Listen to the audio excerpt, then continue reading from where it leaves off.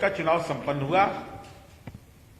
प्रथम चरण के चुनाव में एनडीए गठबंधन ने बढ़त हासिल किया।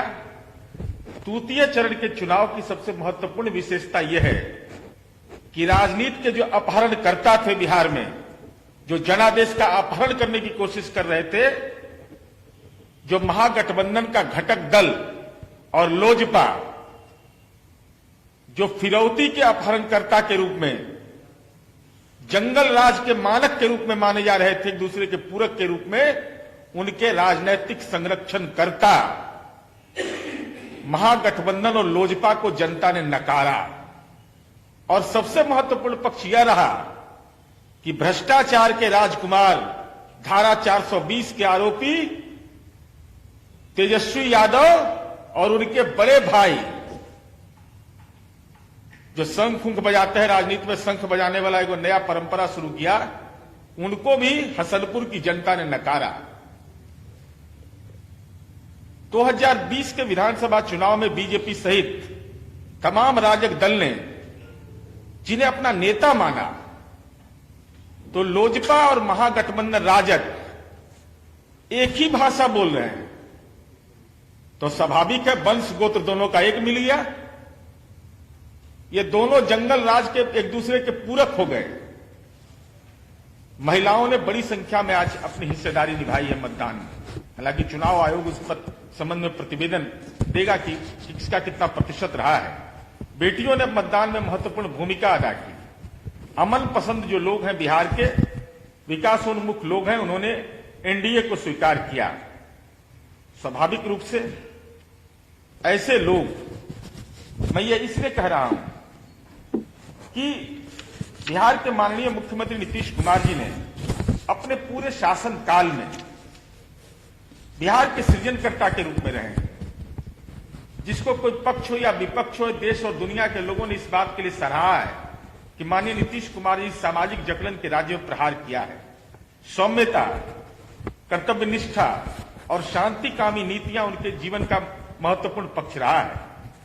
और जिनके तमाम कार्यक्रम का जब अवलोकन आप करेंगे तो राष्ट्रपिता महात्मा गांधी, भीमराव अंबेडकर, डॉक्टर राम मनोहर लोहिया और लोकनायक जयप्रकाश नारायण की नीतियों के पक्षधर रहे हैं। लेकिन हम सचेत कर रहे हैं महागठबंधन के नेताओं को, जो मधुबनी के हरलाखी में जो घटना हुई है, हमारी शांतिकामी कार्यकर्ता, हमारे शांतिकामी जो समर्थक हैं, उनकी खामोशी को इस रूप में न ले। और महागठबंधन के नेता अगर भ्रम में आप हैं कि होटबार में बैठा हुआ कोई कैदी, तिहाड़ जेल में बैठा हुआ कैदी या बेऊर जेल के अंदर में जो आपके राजनीतिक आका और काका चाचा बैठे हुए हैं, अगर उनके अपराध के बल पर बिहार की सियासत में कोई भी अपमानजनक कार्रवाई करने की अगर हिम्मत कर रहे हो, किसके इशारे पर हो रहा है?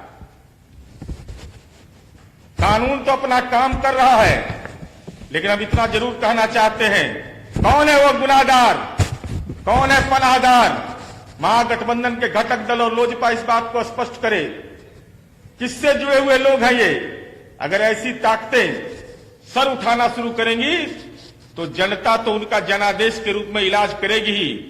लेकिन हम इतना जरूर कह रहे हैं, सजग रहिए, सचेत रहिए।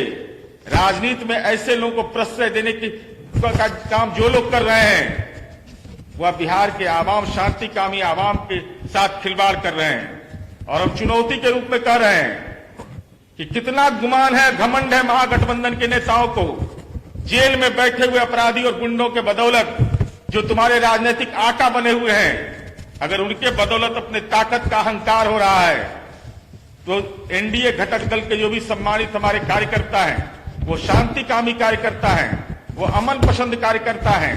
और माननीय नीतीश कुमार जी और देश के आदरणीय प्रधानमंत्री नरेंद्र मोदी जी, माननीय जीतन राम मांझी जी और माननीय मुकेश सहनी जी के नेतृत्व में काम कर रहे हैं। इसलिए हम सचेत कर रहे हैं, ऐसी कार्रवाई से महागठबंधन के नेता अपने आप को बचाएं, नहीं तो निश्चित रूप से ये बिहार की राजनीति के लिए भाई लोकतंत्र में असहमति हो सकता है। कौन है वो आदमी हरलाखी का? ये जग जाहिर हो चुका है। किस राजनीतिक दल से जुड़ा हुआ है? तो इस ढंग की कार्रवाई किया जाना निश्चित रूप से लोकतंत्र के लिए दुखद है। इसलिए हम ये कहना चाहते हैं और साथ ही साथ है राजनीति में पात्रता बहुत बड़ी आवश्यक है। तेजस्वी यादव जी जुबान खामोश हो गया है, जुबान में हलंत लग गया है। क्यों नहीं आवाज निकल रही आपकी? 48 घंटे से ज्यादा हो गए।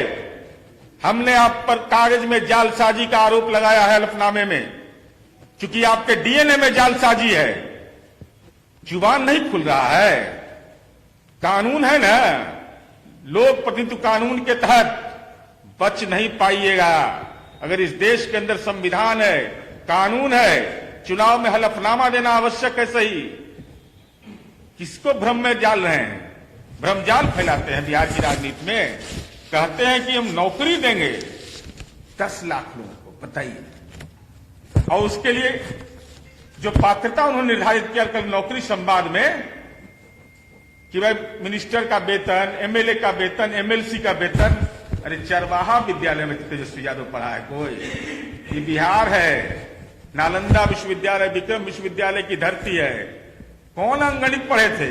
आर्यभट्ट का अंगणित पढ़े हैं कि 47 रुपया 70 पैसा पर महीना पर 10, अगर उनका हिसाब जोड़ दिया जाए कि 10 लाख लोगों के लिए इतना पैसा जो एमएलए एमपी मंत्री परिषद का वेतन है, तो 47.70 पैसा प्रत्येक महीना एक व्यक्ति को मिलेगा। यही नौकरी का इनका रोड मैप है, देख लीजिए। इसलिए हम ये कहना चाहते हैं कि हम मजबूती के साथ, हमारी पार्टी चुनाव लड़ रही है, महागठबंधन हमारा चुनाव महागठबंधन से हम मजबूती से जो राजनीति के लंपटीकरण का पर्याय है, हम उससे चुनाव लड़े। और साथ ही साथ यह बात तय हो गया कि जो महागठबंधन है और उसके जो पूरक हैं, एक दूसरे के पूरक है। चिराग पासवान जी, हिम्मत है, जमुई विधानसभा का, लोकसभा चुनाव का तो जो मत है वो बक्से में कैद हो गया। जनता ने तो आपको 0 सन्नाटा कर दिया, आपकी पार्टी को। तो 10 तारीख को जब चुनाव परिणाम आएगा तो जमुई लोकसभा से इस्तीफा दीजिएगा कि नहीं चिराग पासवान, यह स्पष्ट करिए। यह महत्वपूर्ण पक्ष इसलिए है कि आप आतंक राज के सहयोगी बन गए हैं, क्योंकि आपके डीएनए में भी भ्रष्टाचार और अपराध के प्रति पोषित करना है।